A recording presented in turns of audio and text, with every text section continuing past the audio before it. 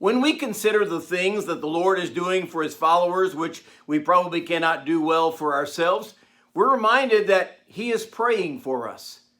Good morning, I'm Pastor Ernie Lewis of the Blue Point Church in Sisney, Illinois, with your thoughts for Thursday. Now, when we hear that Jesus is standing at the right hand of the Father, always making intercession for the saints, I don't believe that is one of those blanket prayers. Sometimes when you're in church and you hear someone pray, Lord, be with all the missionaries around the world. Lord, be with all the sick and the afflicted.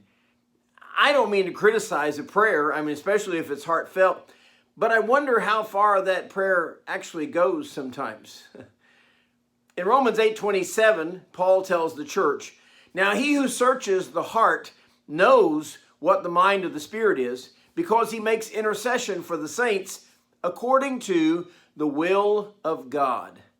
But let's use an example of his intercession for the saints from the scriptures.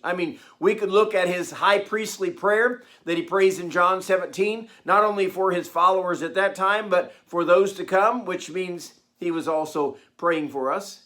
But I would like to use a more personal example of Jesus praying for his own.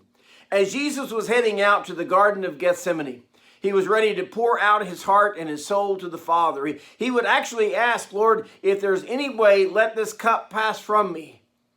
But it was not the Father's will. His will was actually for Jesus to die and suffer for the sins of man. But on the way to the garden, Jesus turned to Peter in Luke 22:31, and he said, Simon, Simon, indeed Satan has asked for you that he may sift you as wheat. But I have prayed for you that your faith should not fail. And when you have returned to me, strengthen your brethren. Now, I'm sure that brash old Peter was probably embarrassed that Jesus would even say he was praying for him, because he certainly didn't need it. He probably argued that he would certainly not deny him. He even said, Lord, I'm ready to go to prison or to death for you. But Jesus knew this would be a difficult time for his disciples. So he prayed for Peter and he said, I have prayed that your faith would not fail. And when you return to me, strengthen the brethren. One reason I love this interaction is that Jesus knew Peter was about to deny him, yet he prayed for him. And he expected his full recovery and return to serve as a disciple, as he gave him even more instructions here. This is the kind of intercession that Jesus makes for his own followers on a daily basis.